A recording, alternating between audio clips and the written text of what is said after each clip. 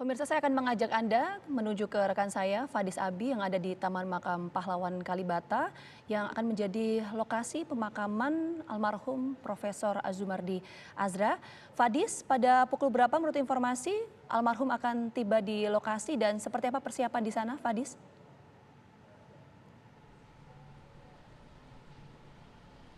Gina Vita dan juga pemirsa Breaking News, dapat kami informasikan berbagai persiapan telah dilakukan oleh pihak pengelola tempat makam pahlawan TMP Kalibata Jakarta Selatan.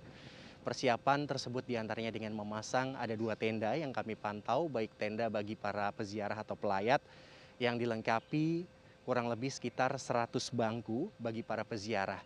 Dan selain itu juga ada tenda satu lagi kecil, ini ditempatkan di liang kubur, dan liang kubur sendiri ini telah digali oleh pihak pengelola. Dan persiapan tersebut ini telah 100% dilakukan oleh pihak pengelola. Dan dijadwalkan prosesi pemakaman akan dilakukan pada pukul 8.30 hingga pukul 9 waktu Indonesia bagian Barat. Tentunya ini masih menunggu kedatangan atau iring-iringan almarhum Azumardi Azra yang nanti akan datang di tempat pemakaman Kalibata. Selain itu juga dapat kami informasikan berdasarkan hasil pantauan kami, sejumlah kerabat, kemudian juga ada tokoh dan juga pihak keluarga ini telah hadir untuk mengikuti prosesi upacara yang nantinya akan dilakukan pada pukul 8.30 dan dipimpin langsung oleh Menko PMK Muhadjir Effendi. Kami memantau ada mantan sekretaris Kementerian SDM Said Didu, kemudian juga kami memantau ada mantan Menteri Agama Lukman Hakim Saifuddin yang sudah ada di lokasi. Selain itu juga dapat kami informasikan nantinya prosesi pemakaman akan dilakukan dengan prosesi upacara pada pukul 8.30 dipimpin langsung oleh Menko PMK Muhadjir Effendi. Dan selain itu juga nantinya akan hadir mantan Wakil Presiden Republik Indonesia ini Yusuf Kala. Kami juga melihat ada mantan Menteri Bapak Ferry Mushidan Baldan yang hadir di lokasi. Dan selain itu juga dapat kami informasikan memang sebelumnya pada tanggal 17 September pada saat almarhum Azumardi Azra ini berangkat ke Malaysia dalam rangka undangan konferensi internasional dari Angkatan Belia Islam Malaysia. Dan kemudian pada saat proses perjalanan menggunakan pesawat ini mengalami kelelahan dan mengalami serangan jantung. Dan sempat mendapatkan perawatan di Rumah Sakti Selangor, Malaysia. Dan akhirnya pada tanggal 19 September almarhum Azumardi Azra ini meninggal dunia. Selain itu juga dapat kami informasikan almarhum ini lahir di Pariaman 4 Maret 1955, meninggal di usia 67 tahun. Dan selain itu juga berbagai prestasi atau profesi ini telah diembannya. Dari mulai yang pertama adalah menjadi wartawan Panji Masyarakat, kemudian juga almarhum ini pernah menjadi Rektor UIN Syarif Hidayatullah ini periode 1998 hingga tahun 2005. Selain itu juga terakhir almarhum ini pernah menjabat sebagai Ketua Dewan Pers periode 2022 hingga tahun 2025. Dan baru pada bulan Mei 2022 kemarin ini dilantik. Berbagai prestasi juga pernah diraih, diantaranya telah mendapatkan penghargaan ini dari Lembaga Pendidikan Indonesia atau dari LIPI. Selain itu juga pada tahun 2002 ini pernah mendapatkan penghargaan dari penerbit Mizan, penghargaan penulis paling produktif. Sementara itu saja yang dapat kami informasikan dari lokasi tempat pemakaman Kalibata. Kami kembalikan kepada Gina Vita. Baik, terima kasih banyak Fadis Abi telah melaporkan langsung dari Taman Makam Pahlawan Kalibata. Kalau boleh saya menambahkan sedikit pemirsa bahwa kenapa Taman Makam Pahlawan Kalibata yang dipilih karena Prof. Azumardi Azra ini sempat menerima piagam tanda kehormatan Bintang Mahaputra Utama dari Presiden ke-6 Republik Indonesia Susilo Bambang Yudhoyono, yang mana Bintang Mahaputra Utama ini diberikan kepada masyarakat atau warga negara yang memang berkontribusi aktif dalam keutuhan NKRI. Nah, kita akan langsung kembali berbincang dengan Mas Burhan. Mas Burhan, tadi Mas Burhan sempat menjelaskan bahwa bagaimana concern dari almarhum ini dalam dunia pendidikan, bahkan banyak sekali kader-kader bangsa, anak-anak muda yang turut disekolahkan oleh almarhum. Nah, pemikiran apa saja yang sempat disampaikan oleh almarhum kepada anak-anak muda ini, Mas Burhan? Ya, jadi beliau itu sangat care sama juniornya. Bukan hanya di dalam lingkup Ciputat, tetapi di luar Ciputat beliau punya perhatian yang luar biasa, termasuk memberikan rekomendasi saktinya agar para anak muda ini punya kesempatan untuk sekolah atau training di luar negeri. Jadi saya bertemu dengan banyak sekali orang yang mengaku bisa mendapatkan beasiswa karena mendapatkan letter of recommendation dari Profesor Azumardi Azra. Jadi Pak Azumardi ini punya nama yang relatif diterima oleh para lembaga internasional ya.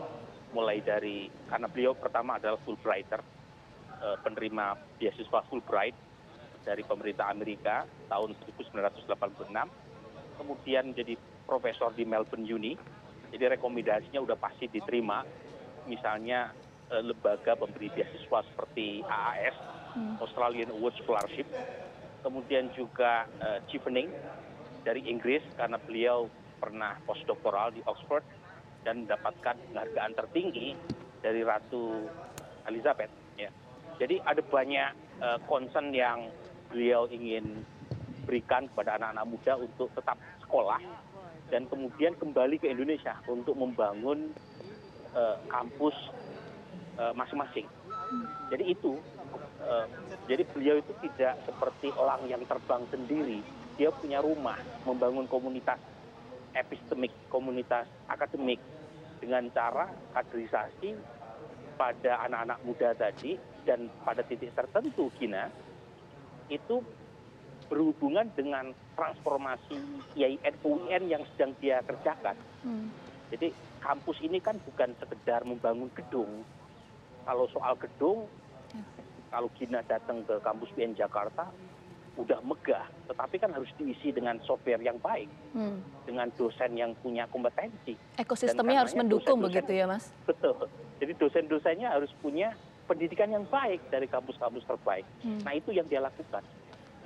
Jadi makanya banyak yang kehilangan, apalagi kan orangnya itu sangat energik ya, Gina ya. Jadi beberapa pengakuan dari keluarganya seringkali karena undangan di sana sini dia pulang dari satu tempat ke tempat lain tanpa sempat mampir ke rumah. Jadi hanya dibekali baju, bertemunya di bandara sebelum melanjutkan tujuan ke tempat lain.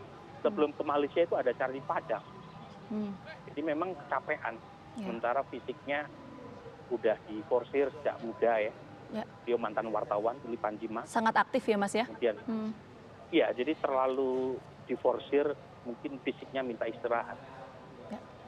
Ya, tapi satu hal yang bisa kita kenang dari beliau ini adalah perspektif dan juga pemikiran beliau berkaitan dengan pendidikan juga, soal kebebasan pers dan sebagainya. Nah, Mas Burhan, sempat tidak almarhum ini menyampaikan pesan atau pemikiran kepada teman-teman di UIN sebelumnya? Ya sering Gina ya. Ini satu lagi, ini cerita yang menurut saya sangat menarik ya. Beliau menjadi rektor, waktu itu UIN statusnya masih IAIN. Di periode kedua terpilih lagi sebagai rektor, tapi statusnya sudah berubah dari IAIN ke UIN. Nah saat itu ada semacam dorongan dari sebagian kawan-kawan agar dia menjadi rektor yang ketiga kalinya. Alasannya karena Yang pertama atas nama rektor YIN, yang kedua rektor UIN. Jadi tidak terbentur aturan. Oke. Kan UIN-nya baru sekali dia menjadi rektor ya. Tapi apa coba kata Profesor Azumardi, saya tidak mau menyiasati aturan. Bagaimanapun sudah 2 kali, meskipun yang satu atas nama rektor YIN, yang kedua atas nama rektor UIN, tetap.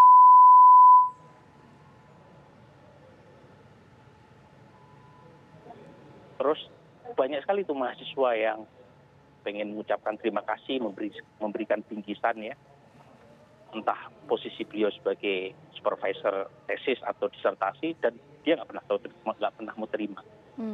Jadi dari sisi integritas, keberanian itu nggak terhitung ya. Saya kira tidak banyak orang yang punya kedekatan dengan kekuasaan, tetapi masih bisa objektif mengkritik dengan jernih selain Pak Azumardi Adra. Kritiknya kan keras sekali ya, misalnya mengatakan ada indeks penurunan demokrasi di pemerintahan Pak Jokowi, kebebasan pers yang menurun. Tetapi pemerintahan Pak Jokowi tidak merasa kritik-kritik tadi insinuatif. Buktinya kan banyak juga pejabat yang hadir ya pada saat beliau tadi di sholat jenazah kan. Jadi poin saya, beliau orang yang lurus, tanpa pretensi, tidak punya motif lain kecuali ingin melihat bangsanya lebih baik, dan karenanya kita merasa sangat kehilangan atas meninggalnya beliau yang sangat mendadak.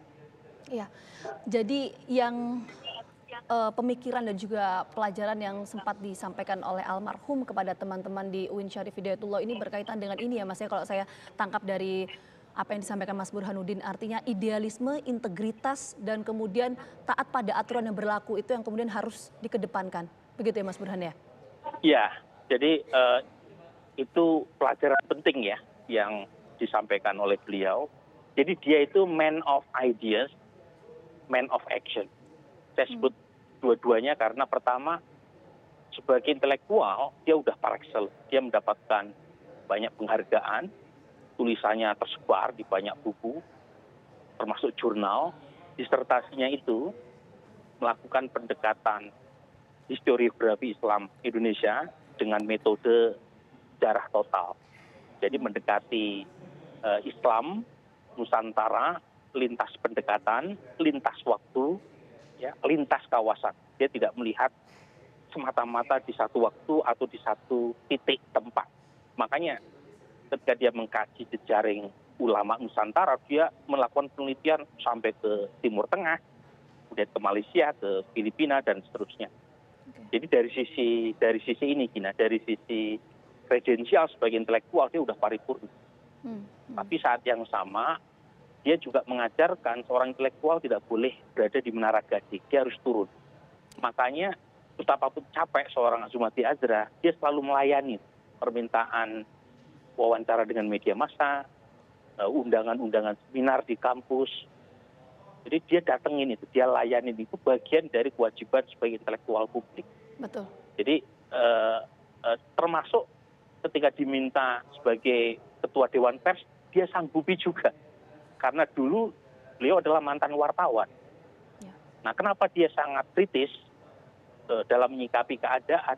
Dia itu mantan aktivis, mantan ketua Senat di Fakultas Tarbiyah, dan mantan ketua HMI cabang Ciputat.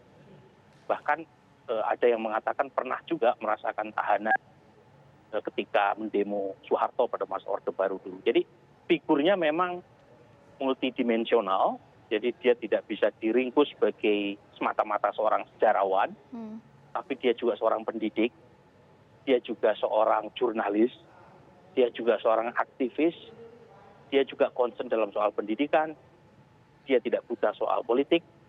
Jadi karakter ini yang saya kira dikenang ya oleh banyak orang, termasuk juniornya di Ciputat. Banyak sekali pemikiran dan juga pelajaran hidup yang bisa kita terus adopsi, bisa terus kita implementasikan dari sosok almarhum Mas Burhan. Nanti kita kembali berbincang Mas Burhan, kita jeda dulu ya. Breaking News TV akan kembali hadir saat lagi untuk Anda, tetap bersama kami.